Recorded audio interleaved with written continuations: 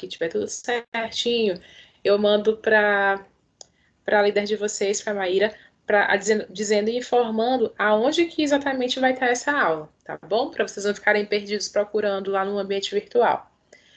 E aí eu queria primeiro perguntar para vocês como que está sendo a produção da atividade bimestral de vocês. Tá tudo bem?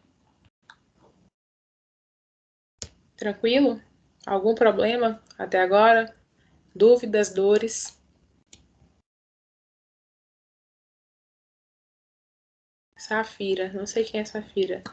E outra coisa, não é porque a gente não está em sala de aula que eu não quero que vocês respondam. Pelo contrário, eu quero que respondam. E eu dou falta para quando não responde, porque para mim não está em sala de aula. Tá bom? Professora, Oi. boa tarde, tudo bom? Oi, Francisco, boa tarde. A gente teve reunião hoje, o grupo se reuniu, a gente está com um pouquinho de dificuldade para encontrar material para fazer macromodelo. A gente está vendo várias frentes de materiais diferentes. Por enquanto, esse é é a nossa questão. Como assim? Não entendi. Porque vocês podem fazer de qualquer coisa. Podem fazer de garrafa PET, podem fazer de cartolina, de isopor. Pois é, a gente está tentando definir um produto melhor, né, para a gente, para ele ser tão bem, mais visual no dia da apresentação, entendeu? Então a gente está nesse corre aí. Entendi. E aí tu tem o gesso. Dá bacana também para fazer com gesso. Arrasou, Kerliane. E, gente, é Antônio, que era o A, eu acho. Ou era a Adna. Agora todos os A's estão entrando, eu não sei quem é quem. O gesso é uma boa, Francisco. O que tu acha? A gente também tá pensando no gesso. A gente está vendo alguns, mas assim, a gente estabeleceu hoje e amanhã para fazer essa produção, mas amanhã a gente termina tudo, não tem jeito. A gente colocou como prazo foi dia 10, foi? Já desce para apresentar. Sim, para apresentar foi dia 10, né? Isso.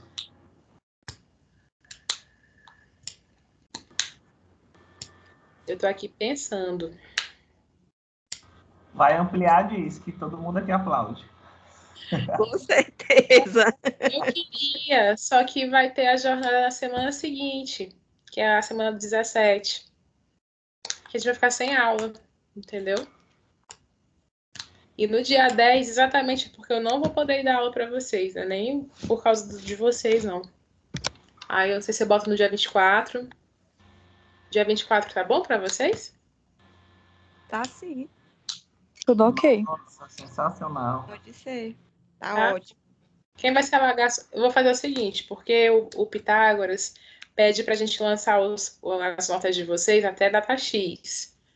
Eu vou lançar tudo zerado, tá? Tudo 0, 0, 0, 0. Mas não quer dizer que vocês estão com zero. É só para ficar lá como se tivesse lançado a pontuação. Tá bom? E aí, depois que fizer a avaliação, aí eu lanço a pontuação real. Combinado? Ok. Tudo certo. Tá bom, combinado. Então, tá bom. Então, gente, vamos começar a nossa última aula teórica do semestre, que é uma aula que talvez vocês achem estranha, porque não é algo visível na cavidade oral, é uma parte do dente que fica inserida no osso, mas que representa um tecido extremamente significante para a vida do indivíduo, que é o tecido periodontal. Então, hoje nós vamos falar sobre o periodonto como um todo. Que às vezes, quando vocês escutam essa palavra, vocês acreditam que o periodonto é apenas o ligamento periodontal. E não. O periodonto são estruturas que vão se unir, se juntar, para conseguir manter aquele elemento dental preso na cavidade oral. Ou então, para protegê-lo da ação mecânica de outros fatores. Então, o periodonto é muito mais do que o ligamento periodontal. E essa aula de vocês de hoje é justamente para ter um norte inicial sobre as informações relacionadas a esse tecido, tá bom? Eu vou aqui compartilhar a minha tela com vocês para que a gente comece nossa aula. Peraí. Conseguem olhar? Tranquilo? Sim. Beleza. Deixa eu só desligar aqui meu WhatsApp, porque senão você fica... Eu acho que é o meu. Eu não sei se é o meu. Não, não é. É o WhatsApp de alguém que tá aí aberto, porque senão vai ficar piando aqui, aí não dá certo. Tá. Então, pessoal, hoje nós vamos falar sobre anatomia do periodonto, tanto de proteção quanto de sustentação. Quando a gente fala o nome periodonto, peri significa no entorno e odonto, o dente. Então, todo aquele tecido que está ao redor do elemento dental, ele é considerado um tecido periodontal, ok? Esse periodonto, ele pode ser caracterizado pela presença da própria gengiva, do ligamento periodontal, do cemento radicular e do osso alveolar, ok? Então, são tecidos que vão estar em íntima relação para manter esse dente preso ao osso alveolar. Só um adendo, eu não consigo aceitar as pessoas quando eu compartilho a minha tela. Então, quem estiver olhando o colega no lobby, pode aceitar o colega para dentro da sala? Obrigada, alguém já aceitou, não sei quem foi, mas agradeço. Então, pessoal, o tecido que a gente vai conversar hoje são basicamente esses: gengiva, ligamento periodontal, cemento radicular e osso alveolar, e suas características e peculiaridades. O nome periodonto, ou o termo periodonto, ele pode ser classificado ou subdividido em dois tipos distintos, que é o periodonto de proteção e o periodonto de sustentação. Dois tipos, proteção e sustentação. Em alguns livros, pode ser que vocês não encontrem o nome sustentação, mas sim o nome inserção, que é sinônimo. Então, por isso que tem essas duas nomenclaturas distintas. O periodonto de inserção, ele vai ser categorizado ou vai ser visto como o conjunto de três tecidos distintos, que é o cemento, o osso alveolar e o ligamento periodontal. Então, esses três compõem o periodonto de inserção ou sustentação, ou seja, que vai manter aquele elemento dental preso no osso alveolar. E o periodonto de proteção basicamente é composto pela gengiva, que vai estar ali naquele entorno do elemento dentário, protegendo as estruturas de inserção, recobrindo as estruturas de inserção. Então, eu vou ter gengiva, osso alveolar, por baixo o ligamento periodontal e mais embaixo o cemento. Aqui a gente consegue perceber, ó, gengiva no rosinho, amarelo, osso alveolar, as linhas aqui, ligamento periodontal, e de verde, desculpa, gente, e de verde nós temos o cemento. Então, essas estruturas vão formar o periodonto.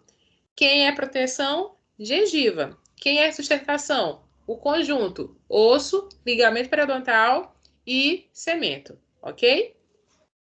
Alguma dúvida até aqui? Tranquilo? Posso continuar? Pode. Perfeito. Então, a gente vai começar falando um pouco sobre o periodonto de inserção e suas principais características. O periodonto de inserção, pessoal, ele vai ser caracterizado pela presença de tecidos mineralizados e pela presença de tecidos fibrosos. Na conjuntura do material mineralizado, obviamente, nós temos duas estruturas principais, que é propriamente o osso alveolar e o cemento, que a gente já estudou em aulas passadas. Então, ambos em conjunto vão dar parte ou vão ser classificados como tecidos mineralizados pertencentes ao periodonto de inserção. Já como tecido fibroso, nós temos principalmente o ligamento periodontal e a lâmina própria da gengiva. Professora, mas a senhora não me disse que gengiva era periodonto de proteção e não de inserção? Continuo afirmando, gengiva é o periodonto de proteção. Mas uma parte dela, muito ínfima, muito pequena, vai ser responsável também por agregar fibras periodontais. Então, por isso que na classificação do periodonto de inserção, na classificação fibrosa desse periodonto de inserção, nós temos tanto o ligamento periodontal como a lâmina própria da gengiva. Então, observem que não é a gengiva como um todo, é uma parte ínfima desse tecido que vai ser parte do periodonto de inserção. Então, aqui nós temos uma amplitude, ou seja, um desenho ampliado da parte que relaciona o periodonto com o elemento dental. Então, aqui eu tenho o esmalte dentário, é como se fosse aqui a parte da bossa vestibular que a gente viu na aula passada, né? E aqui nós temos a raiz desse elemento dentário, tudo pintado em branco. Essa parte vermelhinha é a gengiva, recobrindo aqui até uma parte do colo do elemento dentário. Então, aqui tudo gengiva. E aqui nós temos o osso alveolar e o ligamento periodontal. Anteriormente, numa perspectiva que a gente pensou tendo uma visão um pouquinho maior, aqui nós temos o osso alveolar, aqui nós teríamos o cemento, né? O cemento pintado de branco, e essas linhas que seriam o ligamento periodontal. Só que quando a gente dá uma ampliada na visão, a gente consegue perceber que as fibras que estão aqui próximo ao colo cervical do dente, elas saem daqui da região da raiz, saem do cemento, e uma parte pequena delas vai se prender na própria gengiva. Só que não é na gengiva como um todo.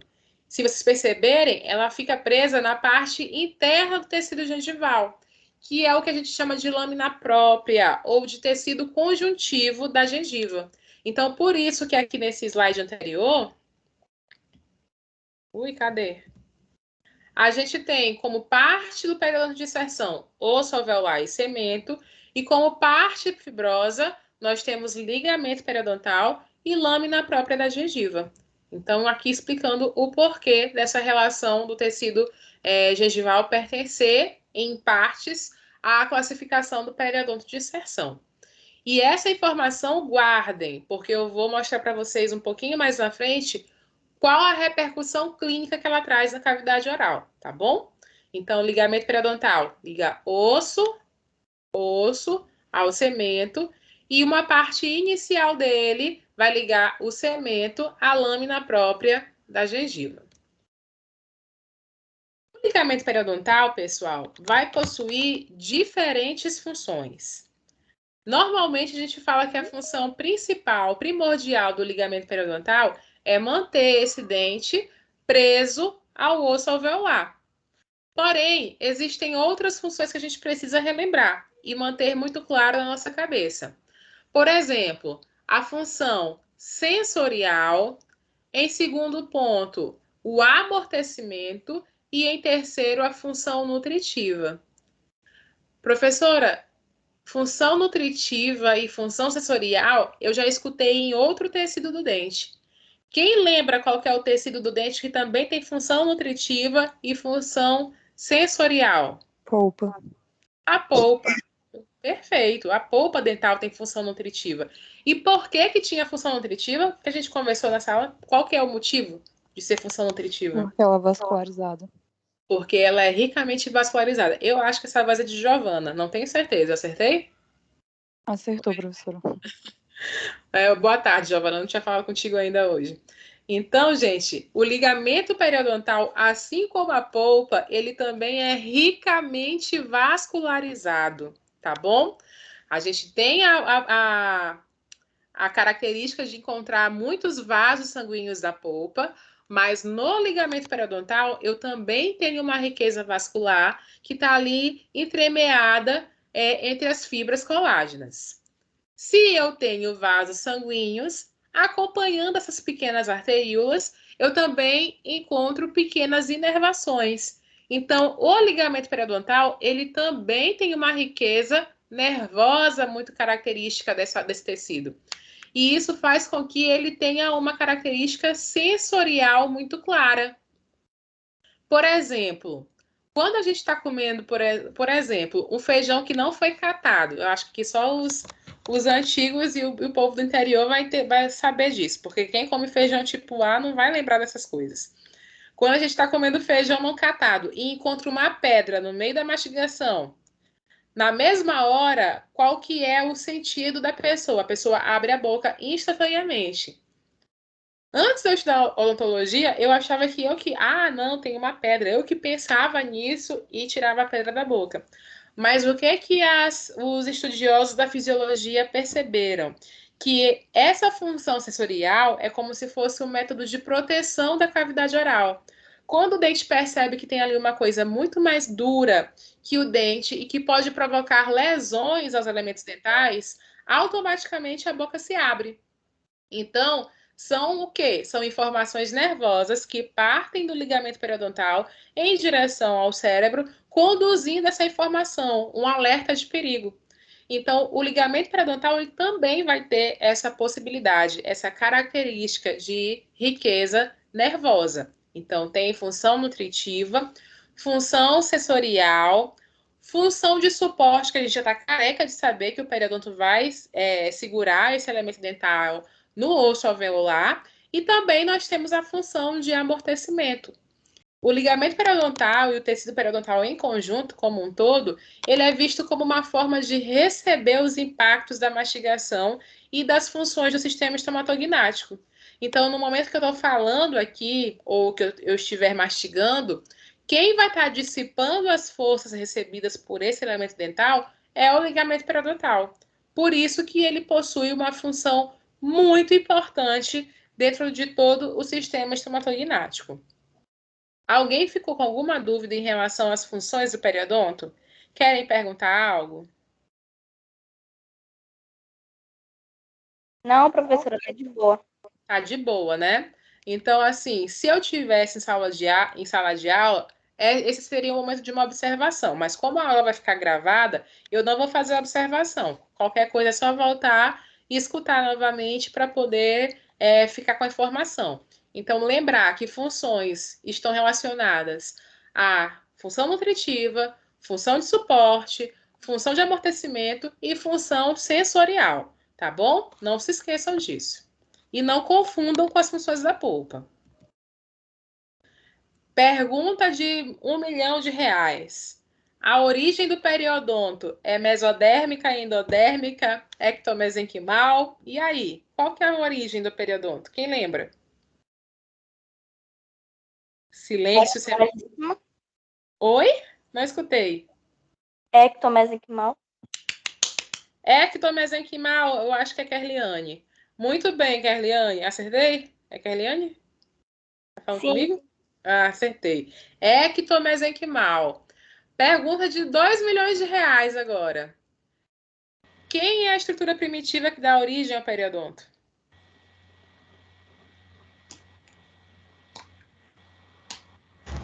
Ectoderma, professora? Não, ectomesenquima é o tecido que dá origem. Eu quero saber a estrutura primitiva lá da odontogênese. É vestibular, uma coisa assim. Não, Ave Maria, vocês estão falando doidice. Vambora. Folículo dentário. Folículo dentário. Folículo dentário. Muito bem, Francisco. Assim como a papila dentária dá origem à polpa e à dentina, assim como o órgão do esmalte dá origem ao esmalte, o periodonto ele vai ser o ponto de partida de formação.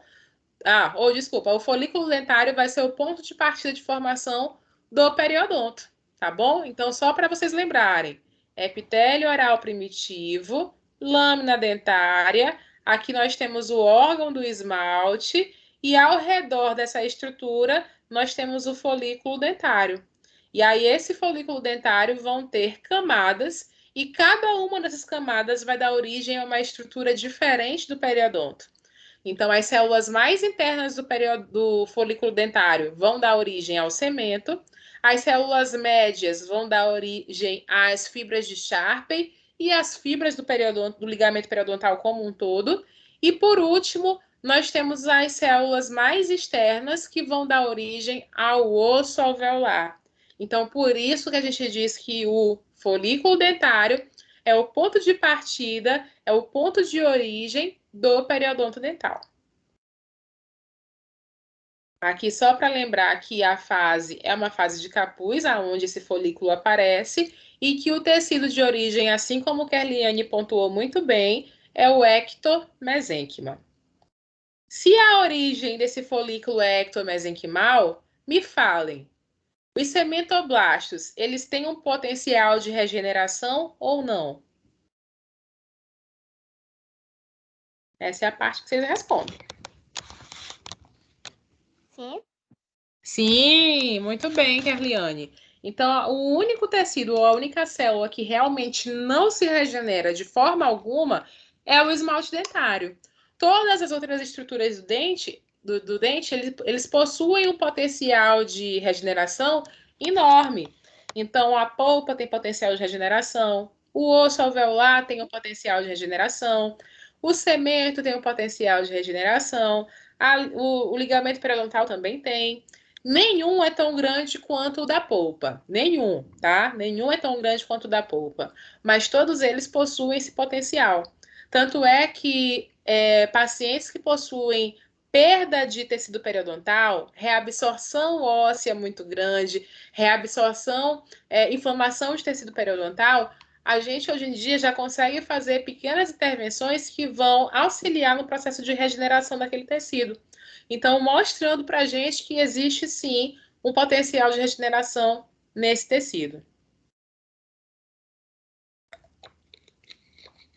Certo, então aqui só repetindo o que eu já falei anteriormente na imagem passada. As células do folículo vão dar origem aos sementoblastos, aos fibroblastos e aos osteoblastos. Sementoblastos vão formar o cemento, fibroblastos, o ligamento periodontal e as fibras de Sharpey, e o osteoblasto formando o osso alveolar. Lembrar também que o start para o início da formação dessa parte do tecido, assim como a raiz, vai ser a degeneração da bainha de Hershey. Então, essa bainha de Hershey se formou, essa bainha de Hershey fez a função dela, que é guiar, nortear, conduzir a produção de cimento, ela se degenerou, então aí eu tenho o start de formação desse periodonto. Então, lembrar desses pontos que a gente já conversou em vários momentos de aulas passadas. Só que no periodonto, pessoal, a gente não vai encontrar apenas células formadoras, que são os osteoblastos, fibroblastos e cementoblastos. Nós também temos células com potencial de reabsorção, que são os osteoclastos, fibroclastos, cementoclastos e as células progenitoras que não são necessariamente células de reabsorção, tá bom? Eu acho que na hora de botar, ela acabou passando para cá. Células progenitoras são as células que podem ser o que elas quiserem. Então, elas podem ser células que vão se tornar osteoblásticas, células que vão se tornar fibroblásticas ou cementoblásticas, tá bom? Elas não são células de reabsorção. E então, qual que é o ponto que eu quero que vocês levem daqui? Sempre que eu falar o termo blasto, eu estou falando de células de síntese, de células que têm potencial de formação de tecido. Sempre que eu usar o sufixo clasto, eu estou falando de células com potencial de reabsorção, ok? Para vocês não misturarem esses nomes na hora da prova. E do periodonto, por que, professora, eu encontro tanto células de síntese como células de reabsorção? Porque é um tecido que está em constante remodelação. E é um tecido que ele vive sofrendo agressões do meio externo. Então, como é um tecido que vive recebendo a atuação de bactérias próprias da boca, que sempre está recebendo estímulos mecânicos severos, esse tecido está em extrema remodelação, formando novas fibras, formando novo tecido ósseo, formando cemento. Então, a remodelação desse tecido ela vai ser considerada constante. Outros pontos importantes que a gente encontra no periodonto é a presença dos restos epiteliais de Malacéis e a presença de células de defesa. Pergunto a vocês, quem são os restos epiteliais de Malacéis? Como que eles se formam? A gente falou isso também em uma aula passada. Quem lembra? Restos epiteliais de Malacéis.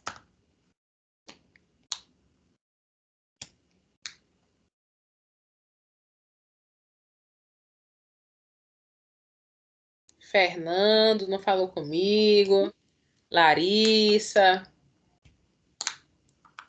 Valquíria, Rena. Quem são os restos epiteliais de mala 6? Ailton. Bora lá? A parte da bainha de Heston que parou de se proliferar, professora? Professora, Oi. quando a bainha de Hertling atinge o prolongamento máximo, ela se rompe e forma o resto epitelial de mala 6. Nossa, eu não sei quem foi que falou comigo. Foi Marlon? Marrom. Oi, Marlon. Tudo bem? Deu tudo certo? Aham. Ah, que bom. Então, pessoal, perfeito. Somando os dois alunos, eu tenho uma resposta adequada. Os restos epiteliais de mala 6 são resquícios da bainha de Hertwin. Então, quando a bainha de Hertwin já fez tudo o que tinha para fazer, já conduziu ali a formação e a produção da raiz, ela não vai embora completamente, ela vai se degenerar. E aí, no ligamento periodontal, eu posso encontrar os resquícios dela. Professor, então como é que eu vou saber no ligamento periodontal o que é restos epiteliais de mala 6? Por se tratar de uma estrutura epitelial, tá aqui, ó, células epiteliais, restos epiteliais. A característica dele é se encontrar em forma de ilhotas, pequenas aglomerações de células que vão estar ali presas no ligamento periodontal, tá bom?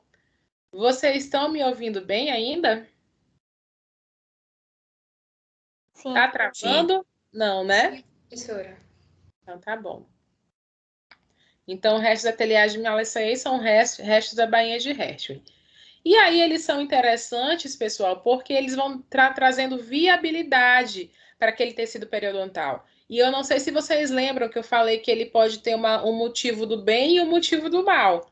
Que o motivo do bem é manter essa viabilidade, manter as características de integridade do ligamento periodontal. Quando ele some, quer dizer que esse ligamento periodontal perdeu características de saúde, né? E tem a parte negativa. Alguém lembra da parte negativa dos restos epiteliais de mala 6? Proliferação Como se ele em fosse excesso, tecnicamente impacto, frágil a trauma. impacto. Arrasaram. Um monte de gente respondeu. Então quer dizer que todo mundo sabe que ele pode se proliferar, né, e formar tumores naquela região, tanto da maxila quanto da mandíbula. Perfeito, turma. Adorei.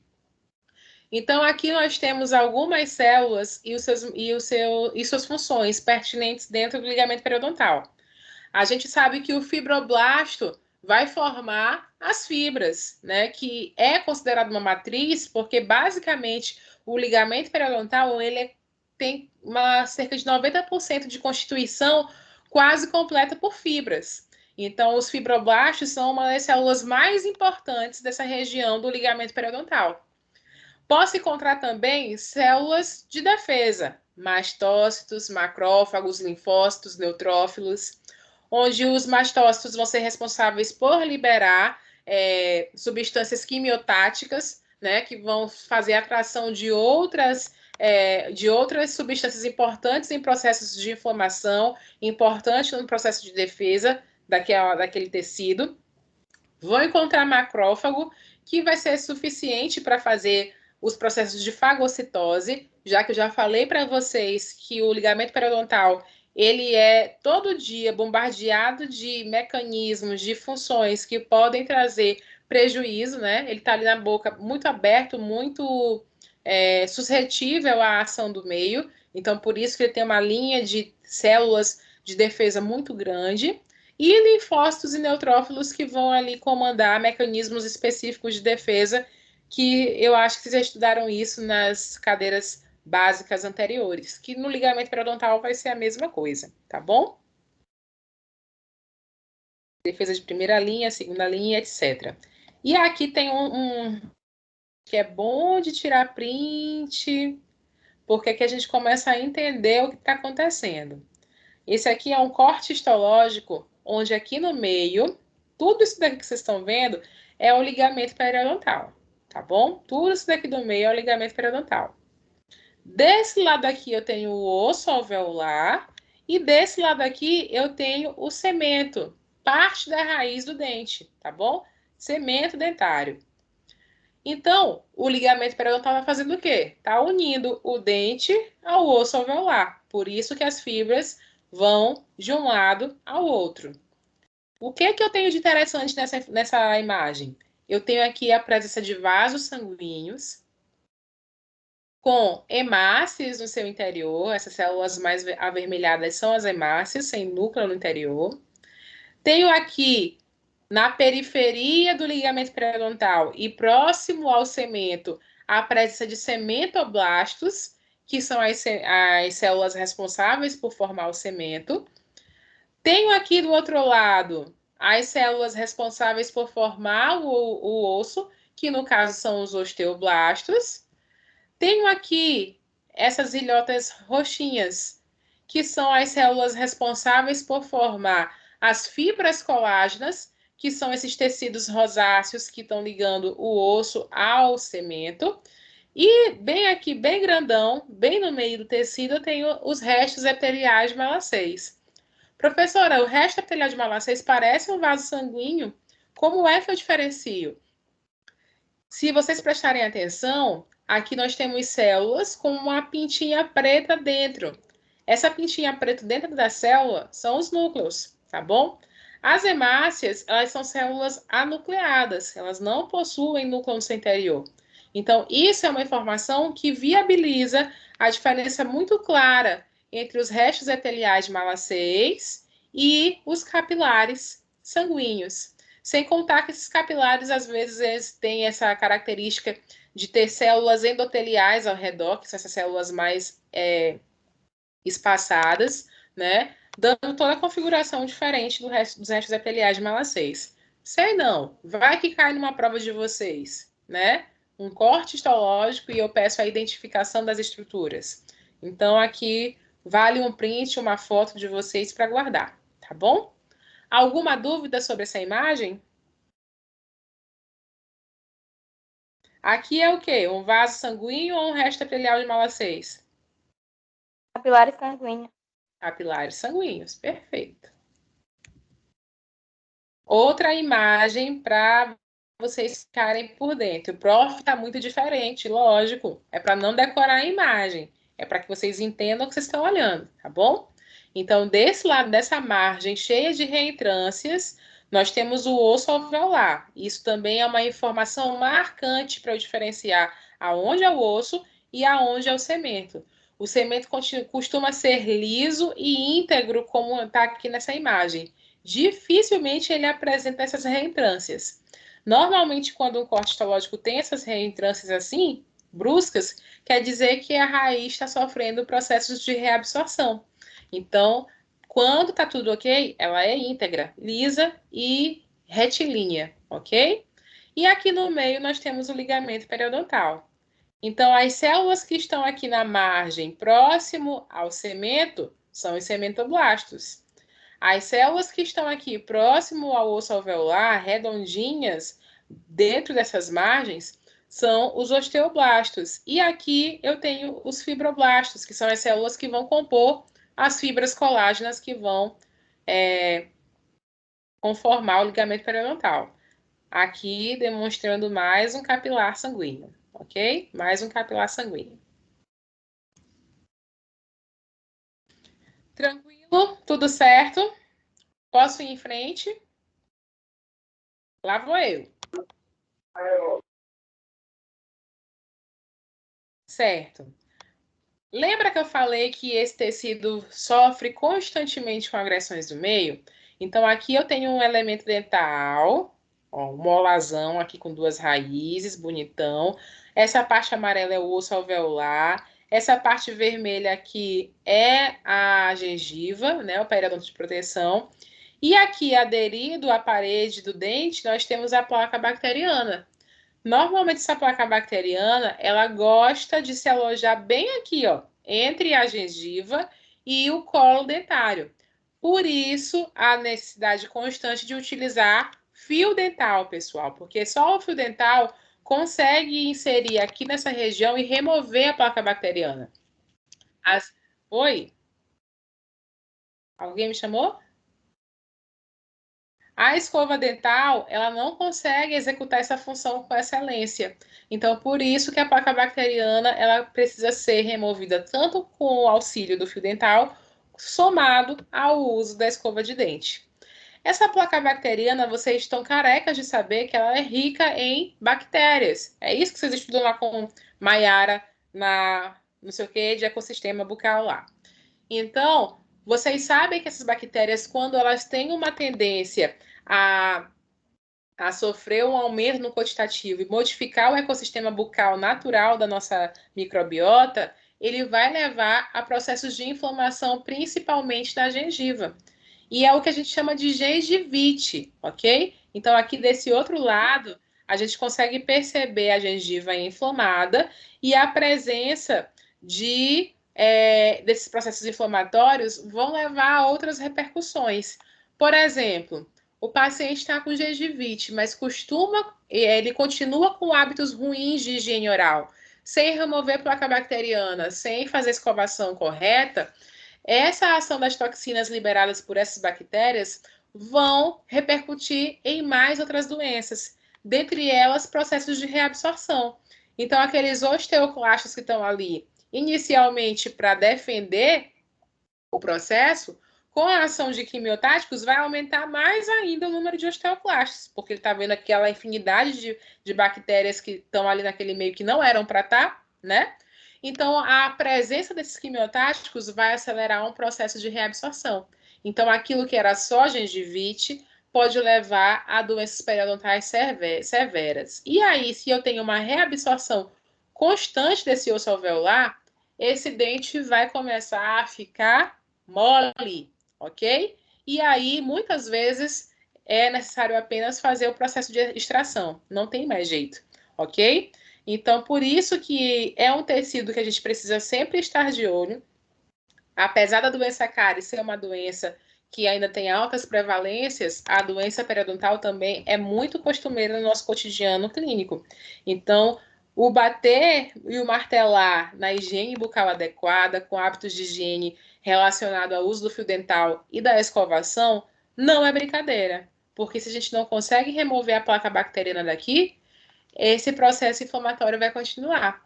E aí a própria inflamação vai trazer repercussões negativas, né? Depois de um longo tempo se estabelecendo para essa região que é o ligamento periodontal. Tá bom? Alguma pergunta, pessoal? Conseguiram entender o que eu estava falando?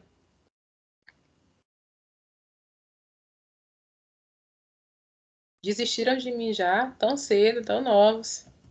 Deu para entender, professora. Tá bom. Então, aqui, mais uma vez,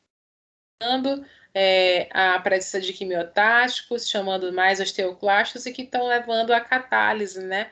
A degeneração do tecido periodontal. Aqui um corte histológico, mostrando de dentro para fora, polpa, dentina, cemento, ligamento periodontal e o osso alveolar. E aí é um paciente, é um rato que está com doença periodontal. Então, vários pontos de reabsorção aqui são verificados, tá bom? Vários pontos de reabsorção.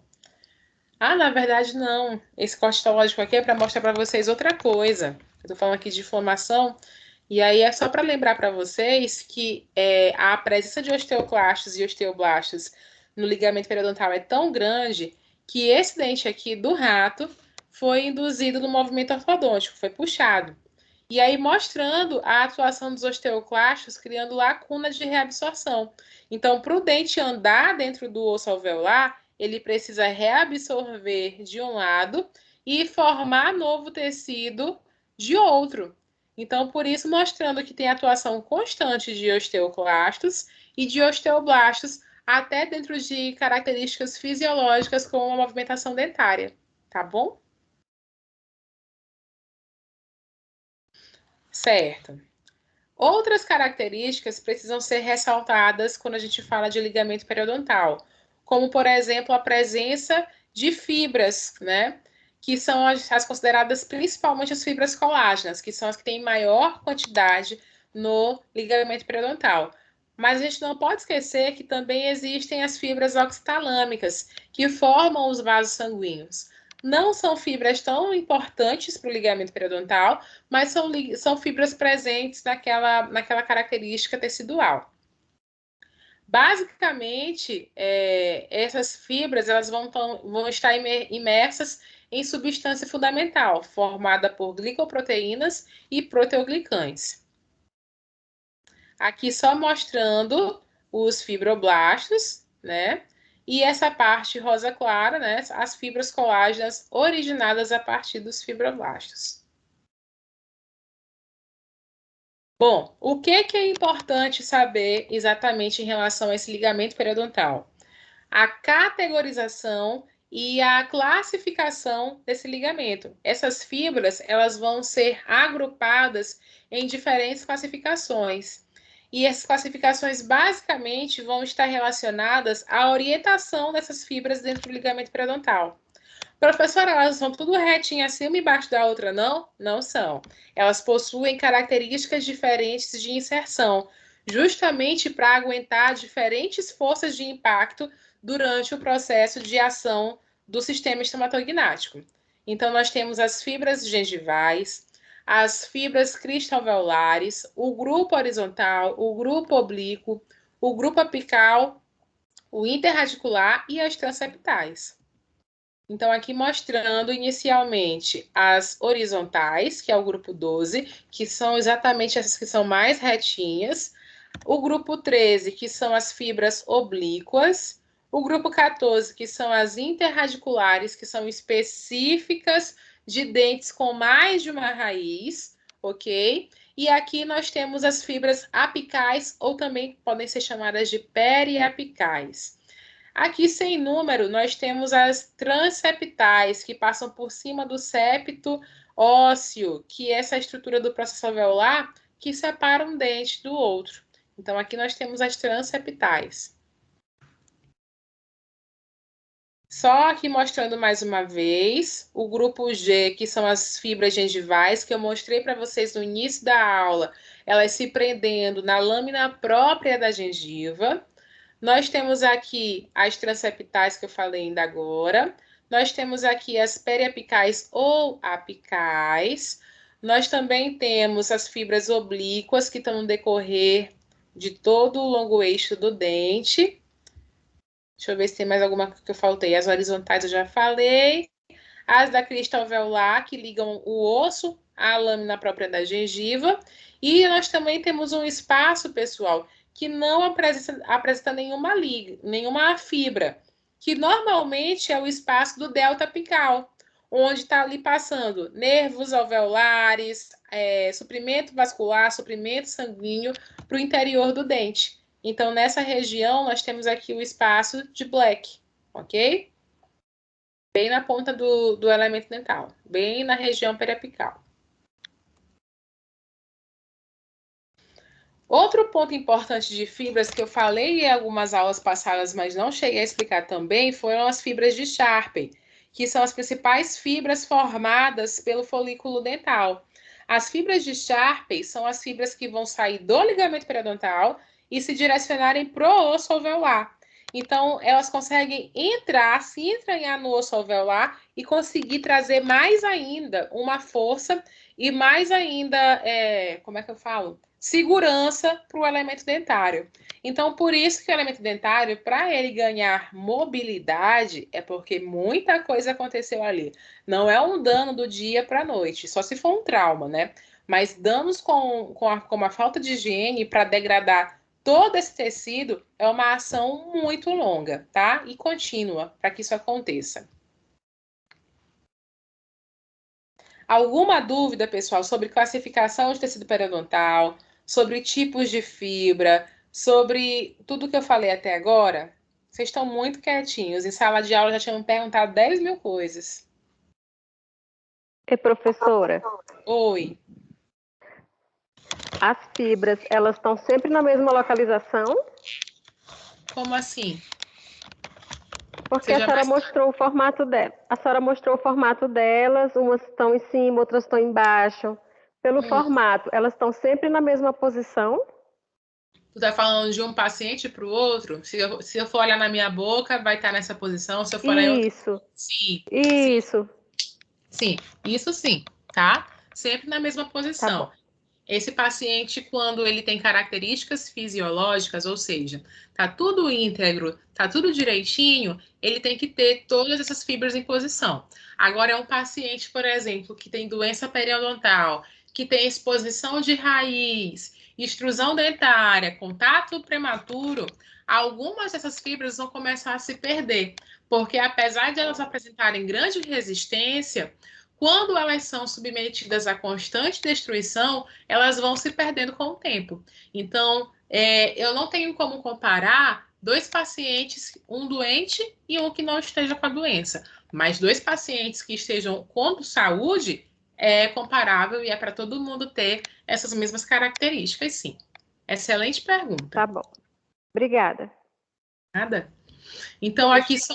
Oi. Podem perguntar. Tipo assim, uma pessoa que tá com uma exposição de raiz, né? E Uhum. ela começar a ter o hábito saudável de passar fio dental, limpar a boca correta, pode ser que a gengiva ela volte e para de ter essa exposição de raiz ou não? Não tem mais como voltar. Gerliane, depende do motivo da exposição. Por exemplo, às vezes o paciente tem uma exposição da raiz porque o dente sofreu extrusão, ele desceu do alvéolo. Isso acontece principalmente quando a pessoa arranca o dente inferior e aí não coloca nenhuma prótese ali para segurar o dente superior. Então, com a ação da gravidade, o dente vai continuar descendo.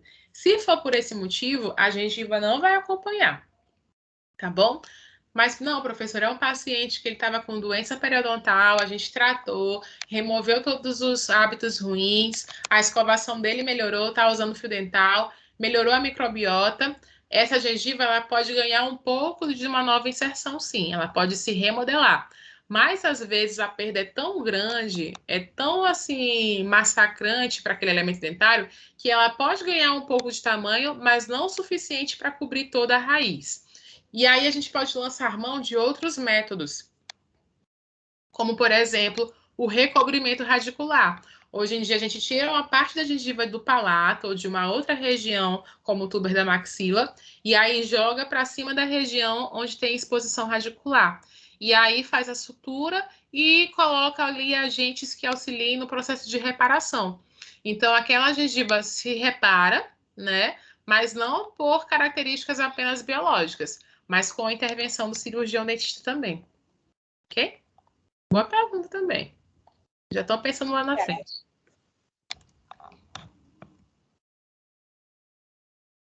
Eu não sei se eu respondi tudo. Respondi, Kerliane? Era isso? Era isso mesmo. Tá.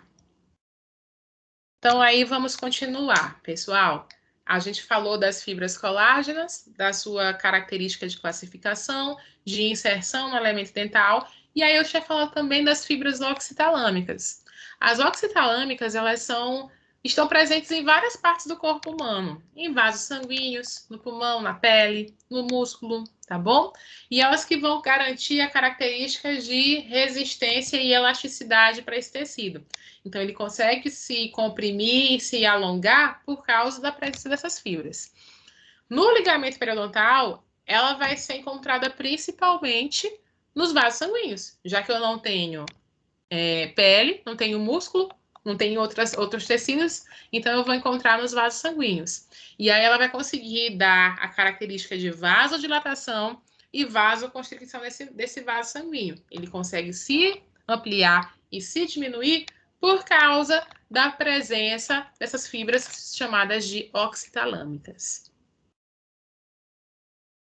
Uma outra informação pertinente, já não falo mais sobre ligamento em específico, é a classificação do tipo de articulação existente nesse tecido, pessoal.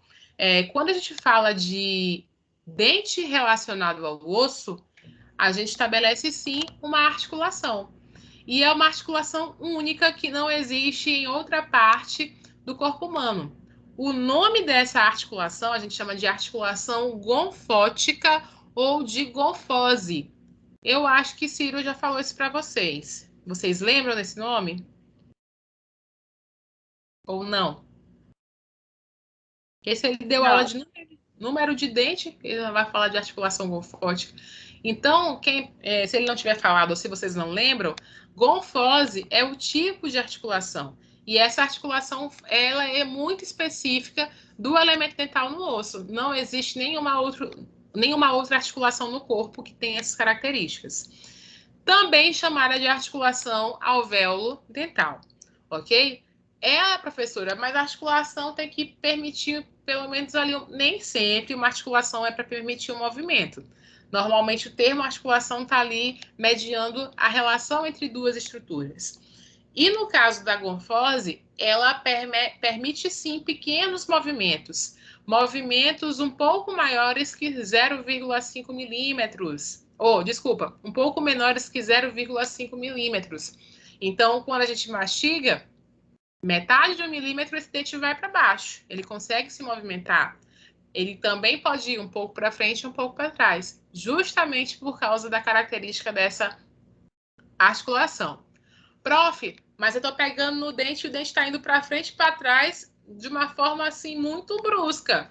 Isso está normal? Não. Aí a gente já chama isso de mobilidade patológica e esse paciente pode estar apresentando alguma reabsorção. Isso quando a gente fala de dente permanente. Se é um dente descido, é característica fisiológica da risólise. A raiz está se perdendo. É por um outro motivo. E não por causa da articulação gonfótica. Tá bom?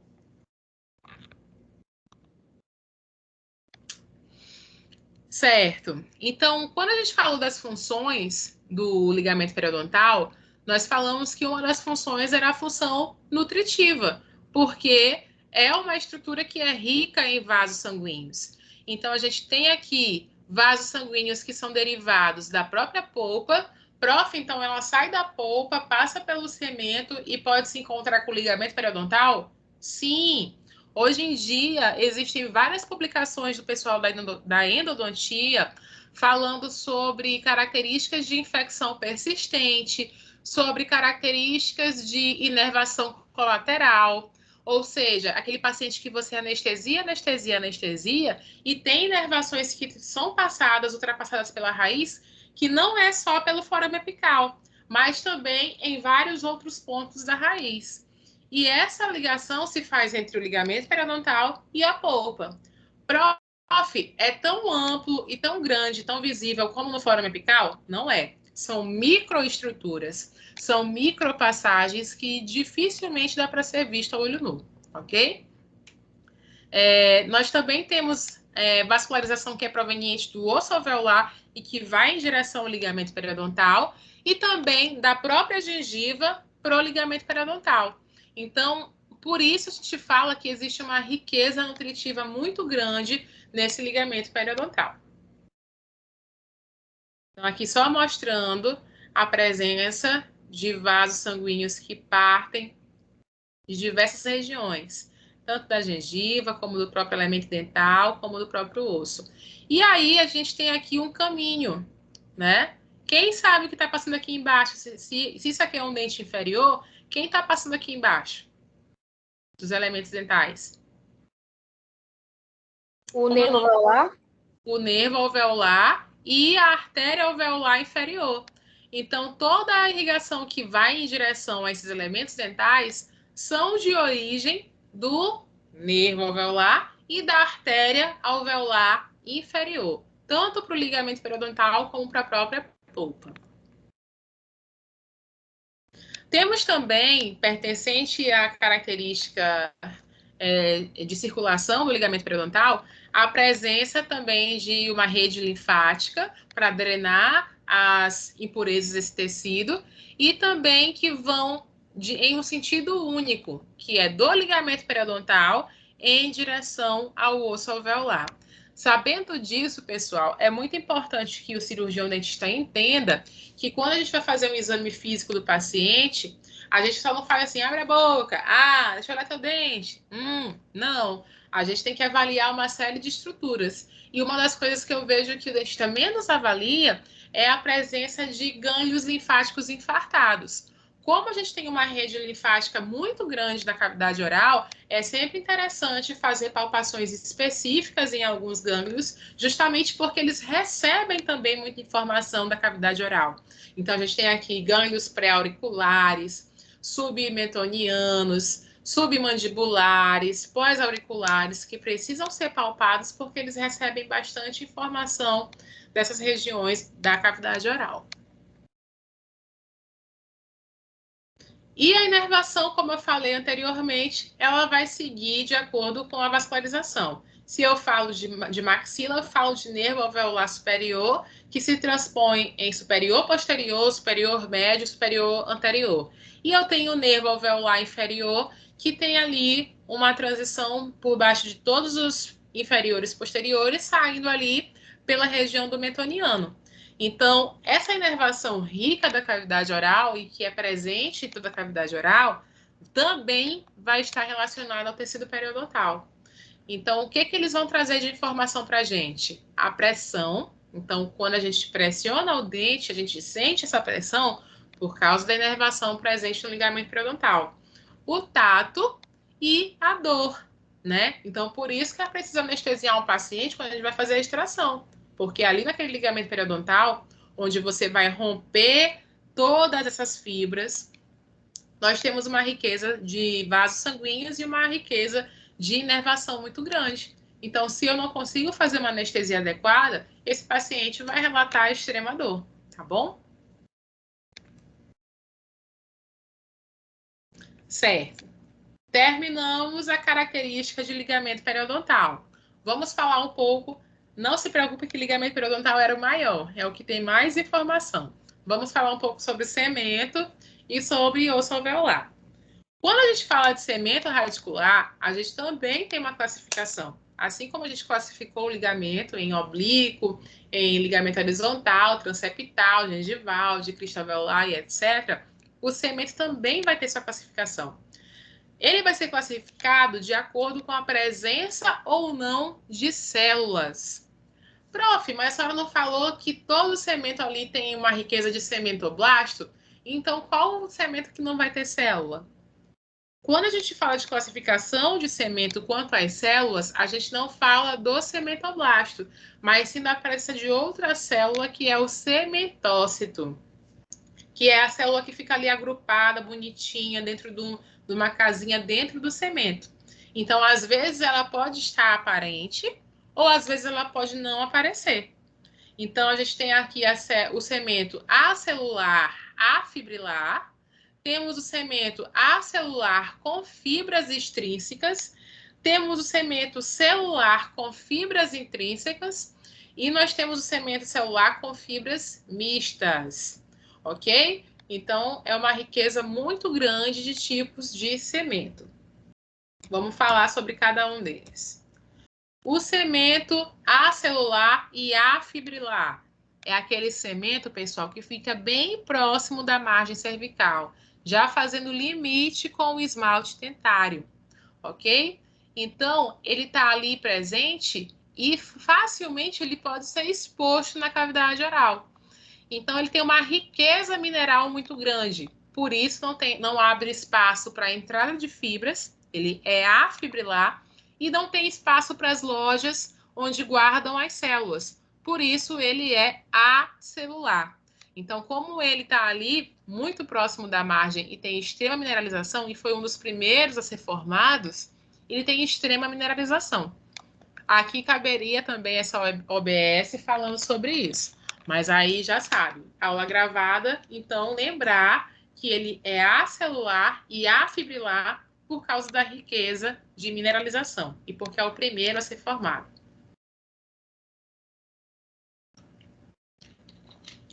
Nós temos o cemento acelular com fibras extrínsecas, também ali próximo à margem cervical do esmalte.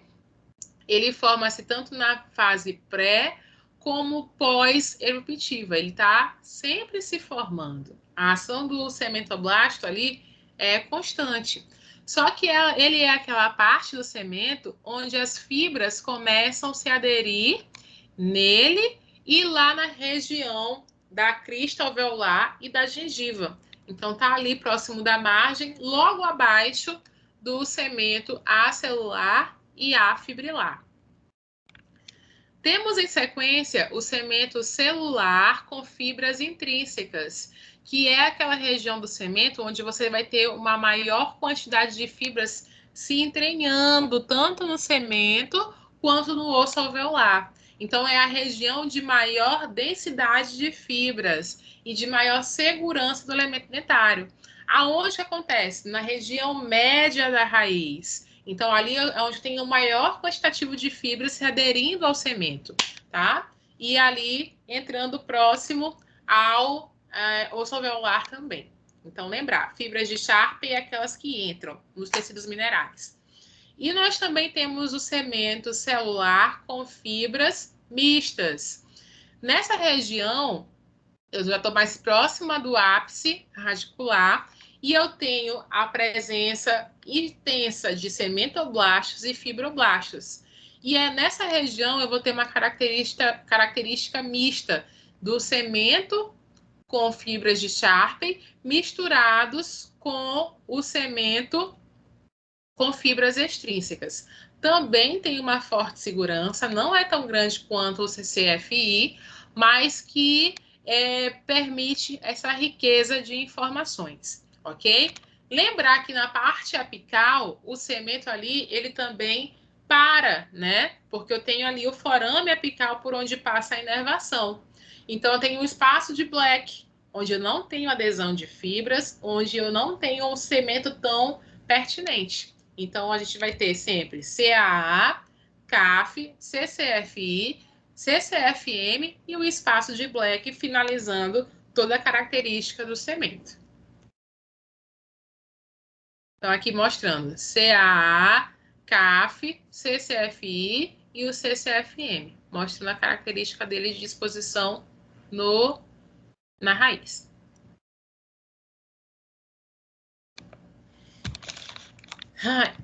Dando continuidade, gente, vocês podem encontrar, de vez em quando, algumas ilhotas de cemento no ligamento periodontal. Óbvio que o clínico não vai encontrar, gente. Isso aí é só visualizando no microscópio.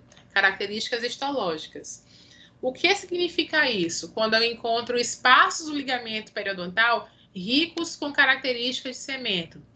Significa dizer que esse indivíduo já é um indivíduo com idade, onde cementoblastos ali presentes na raiz se dispersaram no ligamento periodontal e começaram a produzir cemento. Isso, quando é feito de uma forma fisiológica, a gente encontra aqui em características de cementículos, né, que são essas ilhotas de cemento. Porém, pode ter uma ordem patológica, quando o cementoblasto se desembesta a produzir cemento, e aí vocês podem encontrar grandes tumores ricos em cemento nessa região. Então, o cemento ele tem uma característica de produção contínua no decorrer da vida, que a gente falou lá no início da aula, que ele é constantemente regenerável, e que ele pode ter, por esse motivo, características que não são ruins, que é a formação de sementículos, mas pode ter informações negativas, que são as formações de tumores. Então, é necessário sempre estar de olho nisso, justamente para evitar qualquer tipo de má formação nessa região do elemento dentário. Alguma pergunta até aqui? Estão vivos? Professora, Oi. esses sementículos, eles vão aparecer mesmo nas pessoas com agenesia? Não, porque aí a pessoa com agenesia não formou nem folículo dentário. Então, ele não teve nem a sorte de ter cementoblastos. Então, ele não vai conseguir se formar dessa característica. O que pode ter numa pessoa com agenesia, caso ele não tenha formação mesmo de elemento dentário, é a formação de ameloblastomas, tá bom? Porque pode ser que aquela lâmina dentária inicial no desenvolvimento ficou ali, se diferenciou em células ameloblásticas e formou um ameloblastoma. Mas o cementoblastoma, ele vai estar relacionado especificamente à presença de dentes. Tá bom, Kerly? É rena, professora. É rena? Vixe, ó a confusão grande que eu vou fazer aí. Obrigada pela pergunta, Rena. Vou passar para periodonto de proteção, tá? Finalizamos ali ligamento periodontal, falamos um pouquinho do osso. Nem falei muito de osso alveolar para vocês, né? Porque o osso alveolar, vocês acabam falando muito dele com Ciro, e aí eu tirei dessa aula para não ficar repetitivo.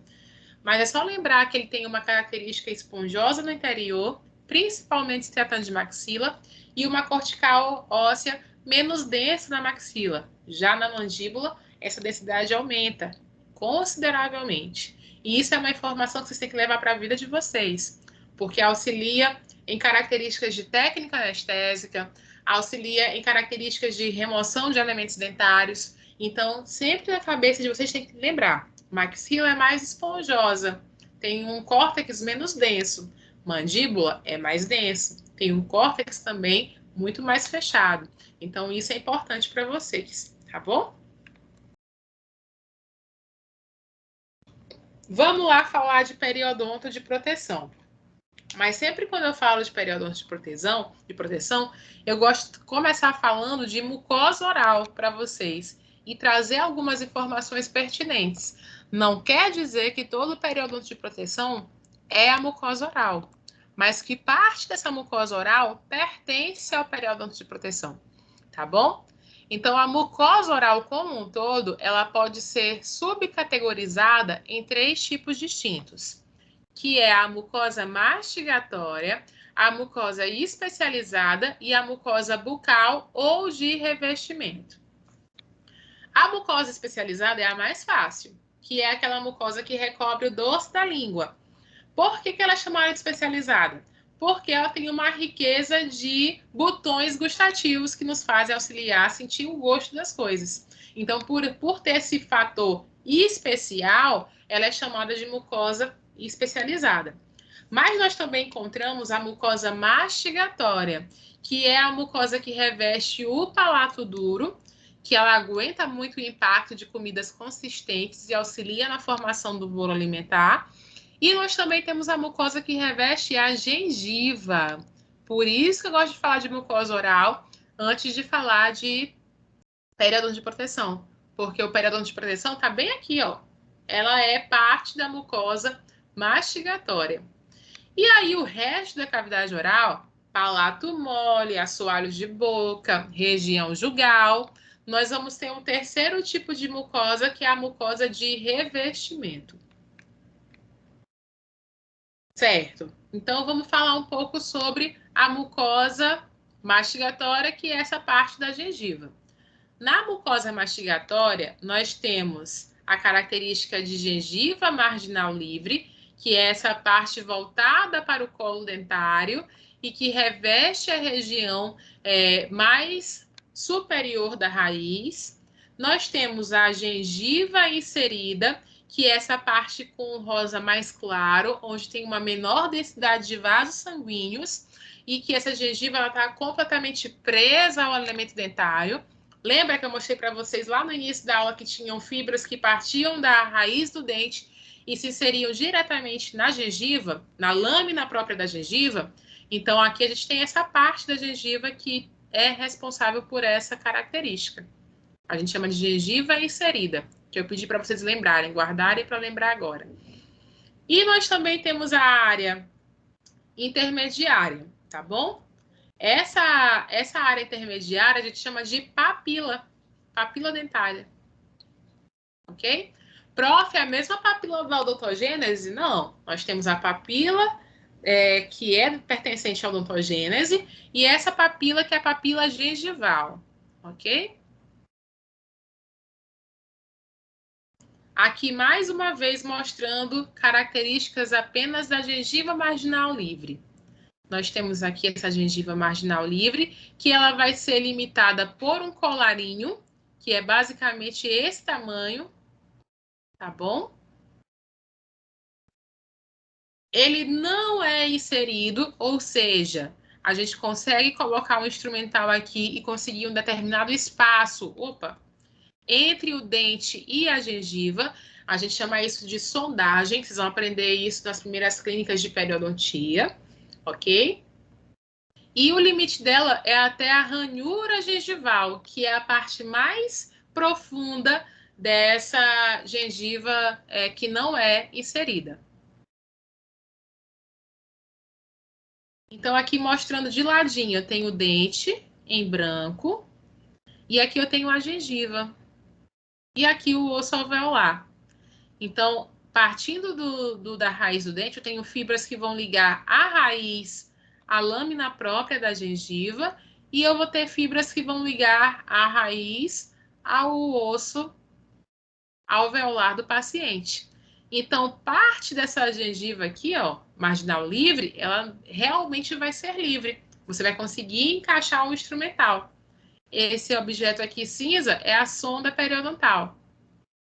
Então, em pacientes saudáveis, naturalmente, eu vou ter um colo, uma característica de sondagem que vai variar entre 2 e 3 milímetros. Isso quando está saudável. Se o paciente aqui não escova o dente, está cheio de placa bacteriana, eu falei para vocês anteriormente o quê? Que vão ser liberadas toxinas que vão degradar toda essa estrutura. E se vão degradar essa estrutura, essa sonda vai entrar e, ó, vai embora, vai descer até não sei aonde. Então, isso demonstra que o paciente pode ter perdido a saúde gengival, porque o natural, o normal, é ele ter entre 2 a 3 milímetros de entrada do instrumental aqui. Tá bom? Então, essa estrutura onde eu coloco a minha sonda, eu chamo de sulco gengival.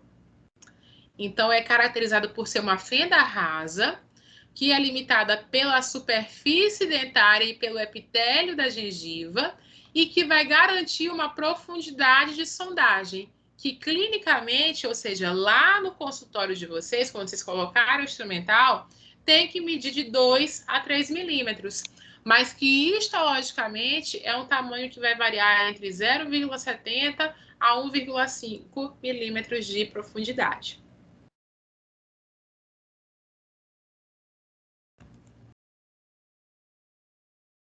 Certo. Então, a gente falou da gengiva marginal livre, agora vem a gengiva inserida, que é aquela parte da gengiva que ela é realmente colada ao osso, onde eu tenho a ação intrínseca de fibras que vão aderir do dente à gengiva ou do osso diretamente à gengiva, tá? Então, ela é limitada pela gengiva marginal livre, ela é limitada também pelo periósteo por trás, segurando aquela gengiva, e também pela junção muco-gengival, que é a altura máxima dessa gengiva inserida. Abaixo, nós temos o fundo de vestíbulo bucal, tá bom? Onde é uma gengiva já solta, uma mucosa frouxa, que não entra mais nessa característica.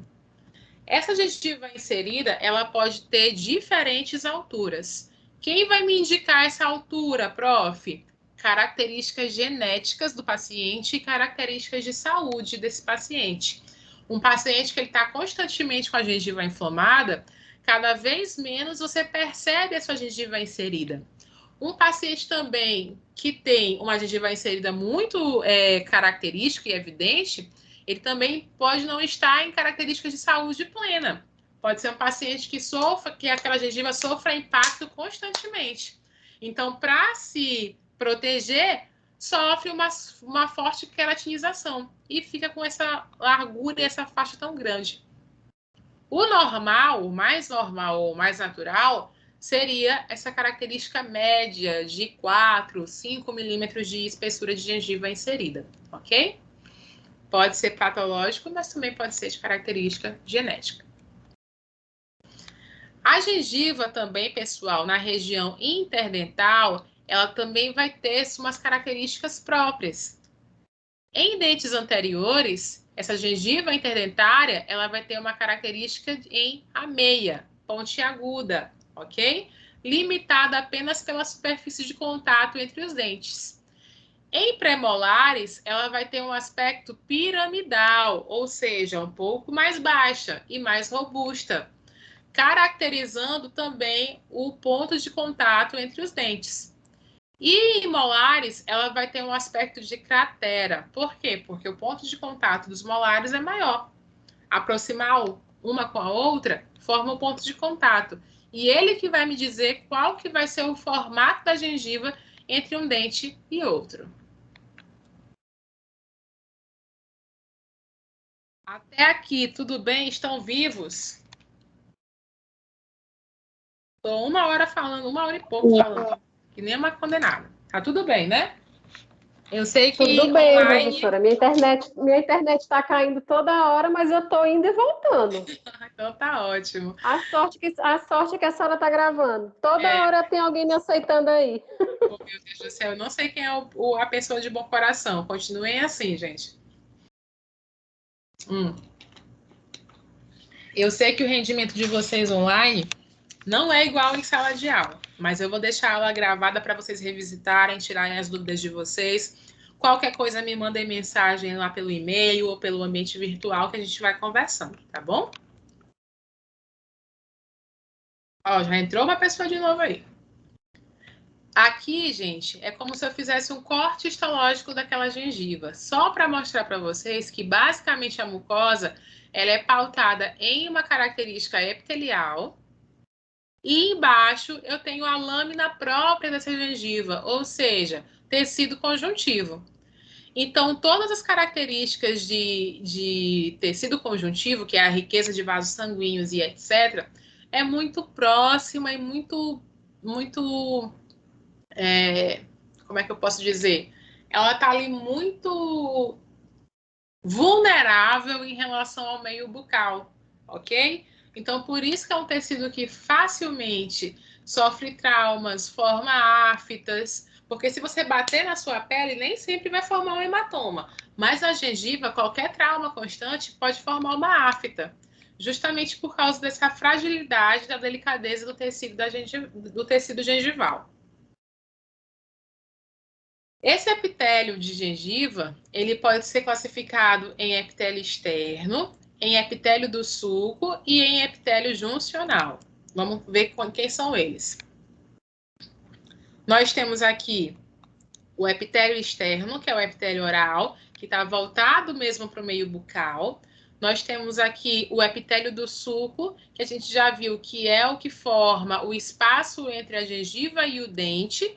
E nós temos o epitélio juncional, que é aquele que fica aderido ao cemento dentário por meio das fibras gengivais. Então, a gengiva basicamente vai conter esses 3 tipos de epitélio: epitélio oral, epitélio do sulco e epitélio juncional. Aqui é só uma foto histológica demonstrando o epitélio gengival, o epitélio do sulco e o epitélio juncional. Outras informações importantes, pessoal, é a presença de alterações constantes nesse tecido. Por exemplo, um tecido que apresente melanócitos, ele vai ter uma alteração de cor, fazendo com que essa... Deixa eu ver se... Será que eu botei foto, gente? Não, não botei. Deixa eu aqui só rapidinho. Tá terminando, falta só 10.000 slides. Eu fazendo propaganda de congresso alheio, foi sem querer. Vocês estão olhando meu Google? Estão olhando? Sim, sim. Deixa eu botar aqui uma coisa para vocês olharem, que eu não botei na aula. Achava que eu tinha colocado, mas não coloquei. Pacientes afrodescendentes, eles podem apresentar uma coloração de gengiva diferenciada, que é essa característica de aparecer sinais escuros na gengiva. Normalmente, esse paciente, normalmente vocês, quando atendem esses pacientes, vocês me chamam para perguntar se é alguma alteração estomatológica nele, né? Se é câncer, se é alguma alteração de cor pertinente, mas não é. É característica racial. A gente chama isso de melanose racial. Por quê? Porque a gengiva é um epitélio, ele é rico, às vezes, em melanócitos e que vão ser evidenciados na gengiva da pessoa com essa característica peculiar, tá bom? Então, é um aspecto também de normalidade.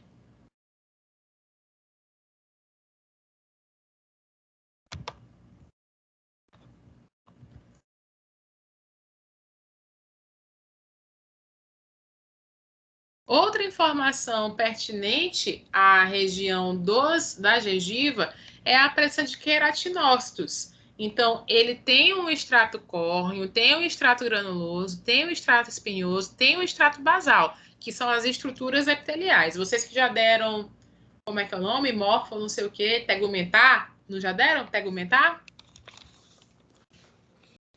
Sim. Então, já estão carecas de saber que o epitélio ele é dividido em camadas e que o extrato córneo ele vai ter uma riqueza de queratina. Na gengiva não vai ser diferente. Ele também tem uma riqueza de queratina. Só que não é tão forte e tão característico como na pele da gente. Por isso que o tecido da cavidade oral, tanto da mucosa como da gengiva, vai ter características um pouco menos evidentes em relação ao queratinócito. Mas, comparando dentro das mucosas bucais, a mucosa de mastigatória, que é a que está presente na gengiva e no palato duro, são os tecidos que têm a maior riqueza de queratina, justamente para aguentar o impacto da ação do sistema estomatognático. Então, aqui só mostrando camada córnea, camada granulosa. Oi, espinhosa. Essa explicação a respeito do queratinócito também vale para a gonfose, dos dentes molares, que precisam ter uma estrutura diferente ou não? A articulação.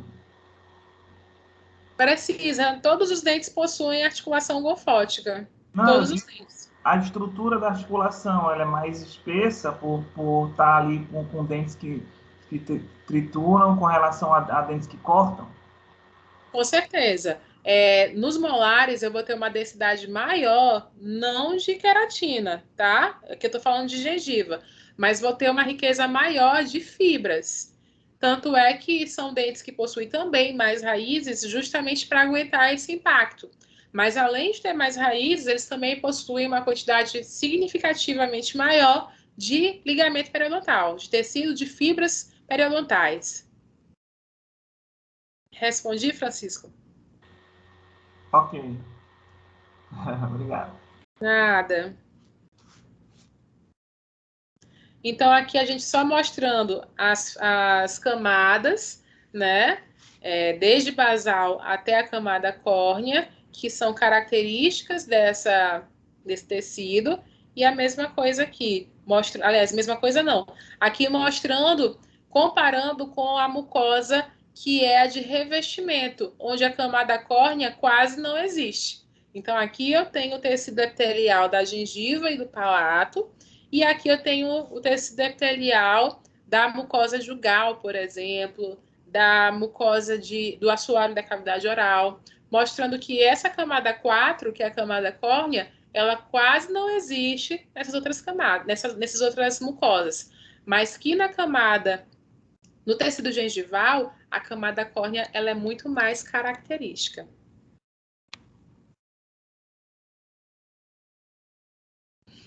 Função do epitélio. Qual que seria essa função do epitélio? Seria, obviamente, de proteção, que a gente está falando de mucosa de proteção, mas também de uma troca seletiva com o meio. É uma forma também de proteger, óbvio, porque ele está soltando células em direção ao meio bucal e também absorvendo nutrientes desse ambiente. Então, aqui eu tenho uma constante passagem de proliferação e diferenciação celular, porque é um tecido que está em constante renovação, em constante troca, assim como nossa pele.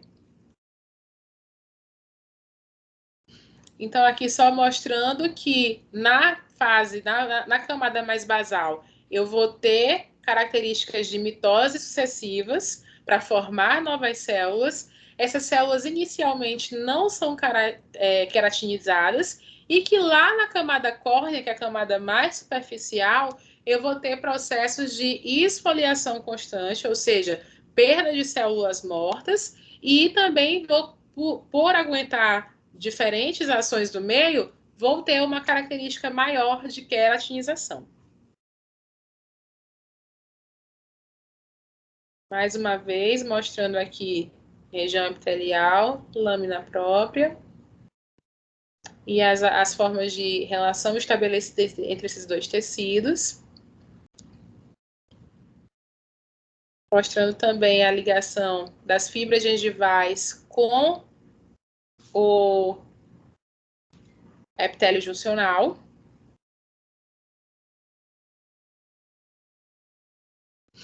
E mostrando também as fibras gengivais e suas funções. A gente já viu que normalmente vai ter relação entre o dente e a gengiva marginal, que a função vai estar relacionada à rigidez, a aguentar também a função de forças mastigatórias, sem essa gengiva sofrer deslocamento. Ok? E as fibras vão ligar a gengiva marginal livre, a gengiva inserida, ao cemento. Então, aqui mostrando as fibras saindo do cemento, indo em direção à gengiva e dando aquela característica específica da gengiva inserida, ok? Então, aqui eu tenho as fibras transeptais, as fibras circulares que ficam ao redor do dente e as dentogengivais. Isso aqui já ainda não é mais para vocês, isso aqui é para outra aula. Deixa eu ver se isso aqui eu não deletei para vocês. Eu estava achando a aula grande, isso aqui já é coisa lá para depois. Mas tem coisa aqui ainda para vocês. É isso, daqui para baixo.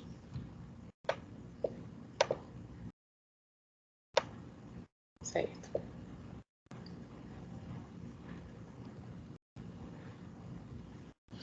Certo. Então, o que é que eu preciso saber hoje? Sair sabendo dessa aula. Quais são as informações clínicas que vão me dizer assim, essa gengiva está fisiologicamente normal? Anatomicamente, essa gengiva, ela está ok. Coloração, que ela tem que ser rosa coral até rosa pálido, dependendo se a gengiva é inserida ou de gengiva marginal livre, tá? Lembrando que eu posso ter alterações dessa cor se esse paciente for um paciente afrodescendente, ele pode ter a pele branquinha, mas se ele tiver uma avó negra, uma tia negra, ele pode apresentar essas informações na cavidade oral, tendendo essa gengiva a ser mais escura. A altura e espessura a gente viu que pode ser variável de acordo com as características genéticas desse paciente. O contorno é sempre parabólico por causa da presença das papilas interdentais. A consistência tem que ser firme e resiliente, ou seja, aguentar a ação das funções do sistema estomatognático. E a textura tem que ser pontilhada, que a gente viu que a gengiva vai estar ali com vários pontos relacionados às fibras de inserção. A coloração dessa gengiva vai variar de acordo com o suprimento vascular, com a espessura, com a presença de queratina, com a presença de pigmentação e com o tecido conjuntivo. Se ela tiver um alto suprimento vascular e um tecido conjuntivo muito denso, ela vai ter um rosa coral mais forte. Se ela tiver uma espessura muito grande, se for extremamente queratinizada ou tiver ação de melanócitos, ela vai tender a um rosa mais pálido ou até mesmo a uma cor amarronzada. E o tamanho e a espessura vai combinar de acordo com aquelas informações, componentes intercelulares, componentes celulares e suprimentos sanguíneo. Gengiva está inflamada, gengiva está edemaciada, ela vai apresentar mais volume, vai ser volumosa. Paciente tem características genéticas de ter uma inserção de uma altura muito grande, ela vai ter uma quantidade maior de componentes celulares, vai ter uma tendência maior a ter fibras, então vai também ter uma altura muito mais considerável. Outro ponto importante, a meia vai depender do formato do dente, da localização do dente e do alinhamento dental. Então, lembrar que esse contorno, se for de um paciente com apinhamento, ele não vai ter aquele formato parabólico bonitinho. Se o paciente, se eu estou comparando incisivos com molares, Aquele formato também não vai ser igual, porque ele vai acompanhar a cervical do elemento dental. Então, tudo isso também vai influenciar na característica de ameia, que é esse contorno específico entre os elementos dentais. E a consistência da gengiva vai também depender da característica desse tecido conjuntivo. O paciente está com a gengiva inflamada, a consistência também vai tender a ser mais amolecida. Por quê? Porque tem uma quantidade maior de fluidos naquela gengiva, entre as células. Então, isso vai levar a uma consistência muito mais alterada. E a textura? Presença de pontilhamento, vai depender da idade, da localização, da adaptação do reforço funcional. Eu não coloquei essa imagem mesmo, não coloquei. Meu Deus, eu acho que eu peguei a aula errada para vocês. Normalmente, pessoal, deixa eu ir de novo pro meu Google, que não era essa aqui, não. Gengiva saudável.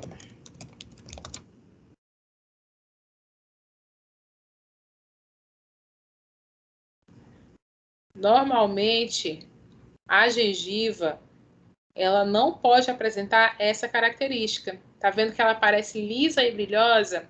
Isso aqui significa dizer que os pontilhados das fibras que vão aderir ao dente, elas não estão aparecendo. Então, não é uma gengiva saudável.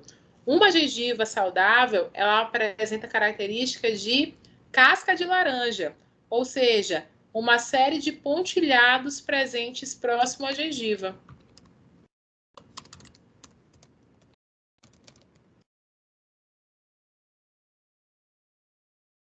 Aham, achei.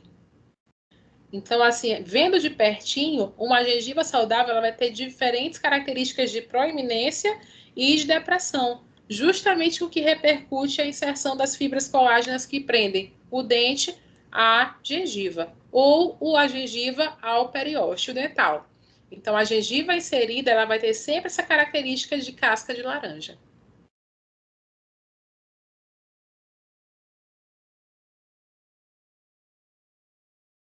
Então, gente, quando a gente fala de periodonto, a gente fala que o periodonto é uma forma uma unidade de desenvolvimento biológica e funcional, que sofre determinadas alterações com a idade. E, além disso, está sujeito a alterações morfológicas e funcionais, assim como alterações relacionadas às modificações do meio oral. Então, na parte final da aula, a gente percebeu que a gengiva ela vai ter aspectos, sim, de normalidade, mas que isso vai variar de acordo com as características do meio bucal do paciente.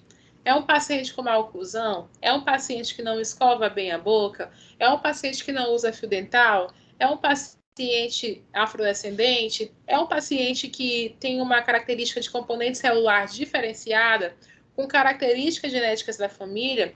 Tudo isso vai levar a uma variação nas características do periodonto. Mas que, mesmo assim, a presença dele é fundamental para o funcionamento adequado do sistema estomatognático. Tá bom? Dúvidas, dores, perguntas? Tá tudo bem? Tá tudo ótimo. Professora, tem algum livro que a senhora sugere para a gente estudar mais, assim, de maneira mais... Detalhado? Isso, o periodonto? Linde, é o livro de Linde, Tratado de Periodontia, Tratado da Periodontia. Deixa eu dar um Google aqui para mostrar a capa para vocês. Ele é caro? Tem lá na biblioteca, Tratado da Periodontia. Ele é caro? É, R$600. Do meu ponto de vista é. Mas assim, eu acho que só vale comprar esse livro se você for periodontista. É esse bem aqui, viu, gente? Tratado da Periodontia Clínica e Implantologia Oral. Ele tem um capítulo dele que é específico só sobre a anatomia do periodonto. Ele é muito bom. Ainda tem Kindle, né? Então... Com certeza. Tem Kindle. Obrigado. Aí é R$100 a menos. E, gente, eu queria falar outra coisa com vocês. Que veio na minha cabeça e fugiu. Ah, lembrei. Semana que vem, se Deus quiser, vai ter ônibus. E aí, nós vamos começar a nossa primeira aula prática. Na nossa primeira aula prática, eu queria muito que vocês levassem caderno, o lápis e já levassem o material instrumental. Inicialmente, eu vou trabalhar com caderno e lápis. Eu quero aumentar o horário de vocês na semana que vem, trabalhar das 2 até as 6 da tarde, porque no dia 10, que é na semana seguinte, eu não vou poder estar com vocês. Então, para compensar essa aula, eu vou ficar a tarde inteira para poder cobrir os 5 horários que eu tenho que ficar para poder cobrir o horário de vocês, 2 semanas. Tá bom?